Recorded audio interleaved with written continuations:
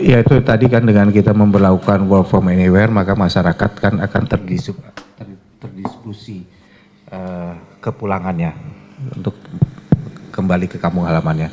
Harapannya seperti dengan semakin panjangnya waktu itu memberikan kesempatan pada masyarakat untuk memilih kapan mereka kembali gitu.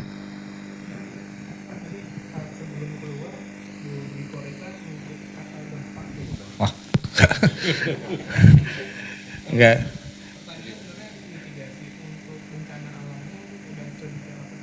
Ya dalam konteks beliau memang pada untuk mengingatkan kita untuk harus selalu tetap waspada gitu ya. Jadi kita tidak boleh lengah atau mengicilkan apapun ya. Jadi kita terima itu sebagai masukan. Itu aja.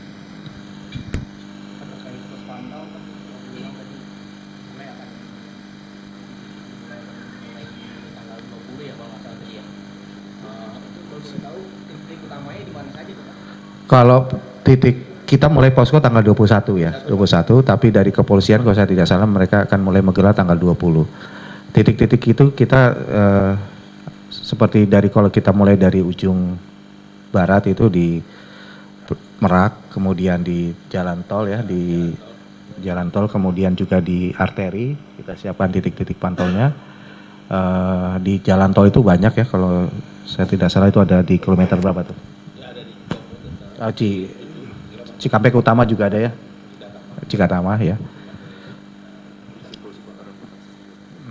Jadi ada banyak beberapa titik yang kita tempatkan sebagai pos-pos pantau untuk arus mudik, khususnya yang memang lokasi-lokasinya yang kami pandang memang arusnya akan sangat padat gitu ya.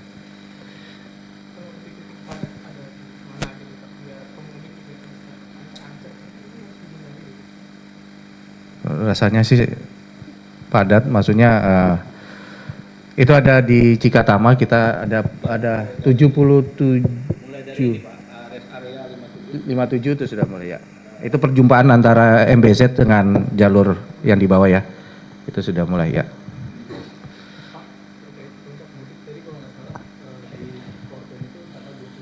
Dua 28 ya.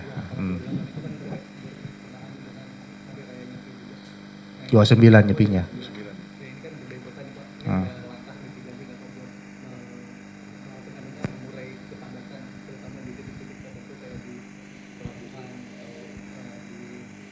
Jadi kalau kepadatan bukan berarti spike-nya tinggi, tapi dari rata-rata dari mulai tanggal 21 itu memang itu adalah titik tertinggi, tapi bukan berarti titik yang paling ekstrim ya, hanya dari perbandingan dari titik-titik awal dia menjadi agak lebih tinggi. Namun kalau kita lihat penyebarannya, maka kita melihat bahwa titik yang terpadat di tanggal 28 harapan kami tidak akan terlalu jauh berbeda dengan pada tahun 2024. Itu sebabnya ketika kita melakukan survei awal, kita melihat bahwa ada potensi titik puncak arus mudik tinggi, maka kami mengusulkan adanya pemberlakuan work from anywhere sehingga itu bisa lebih rendah lagi titik puncaknya. Jadi bukan berarti ini menjadi tinggi sama sekali, tidak, tapi kita melihat dengan pemberlakuan work from anywhere, titik puncak itu tidak terlalu jauh berbeda dengan yang tahun 2024. Sejauh ini WFA pas kembali kita belum ajukan, tapi dari Dikdasmen itu sudah memberlakukan sampai tanggal 8, kemudian juga Kementerian BUMN juga sampai ke tanggal 8. Kemenpan RB belum memberlakukan pada saat kembali. Itu sebabnya tadi kami mengusulkan bahwa untuk arus balik itu diskon tarif tol itu cukup memberi pengaruh kepada arus balik para pemudik. Dengan harapan apabila kita bisa memberikan diskon tarif tol, itu membuat para pemudik bisa kembali lebih awal untuk kembali ke Jakarta atau ke daerah asalnya masing-masing gitu.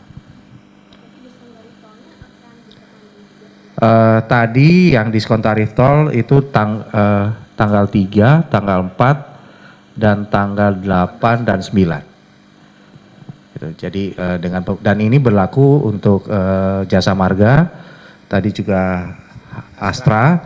Jadi sepertinya semua jalur ruas tol ini sudah memberlakukan diskon tarif tol.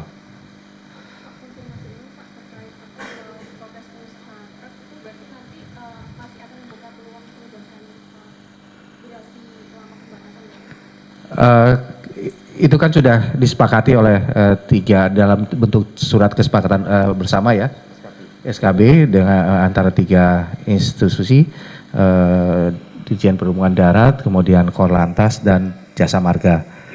Oh maaf, Bina Marga ya, Bina Marga. Jadi itulah yang saat ini yang sudah dikeluarkan dan itu yang akan dilaksanakan. Jadi kita belum melihat perlu dilakukannya revisi atas pemberlakuan SKB tersebut. Gitu. Cukup.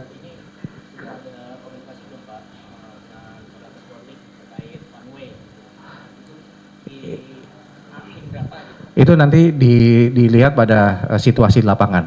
Jadi nanti Korlantas mempunyai diskresi ya, Pak. Itu secara dinamis nanti mereka akan melihat sampai seberapa jauh kepadatan dan tidak harus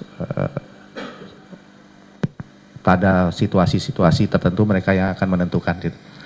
Saya rasa dengan pengalaman Korlantas yang sedikit sudah menangani Lebaran, Korlantas tentu bisa mengetahui kapan harus diberlakukan rekayasa lalu lintasnya. Udah? Baru hari ini viral video di Oknum Dishub Bekasi itu memarahi seorang sopir angkot yang katanya tuh cuma gara-gara beliau tuh lupa membayar KIR selama 3 hari terus dibagi 1,5 itu tanggapannya gimana ya? Kalau KIR itu adalah kewenangan Dinas Perhubungan setempat, jadi mungkin bisa ditanyakan kepada Dinas Perhubungan Bekasi ya tadi ya? Iya. Ya mungkin bisa ditanya, karena KIR itu menjadi kewenangan daripada Dinas Perhubungan Kabupaten atau Kota, bukan kewenangan Kementerian Perhubungan.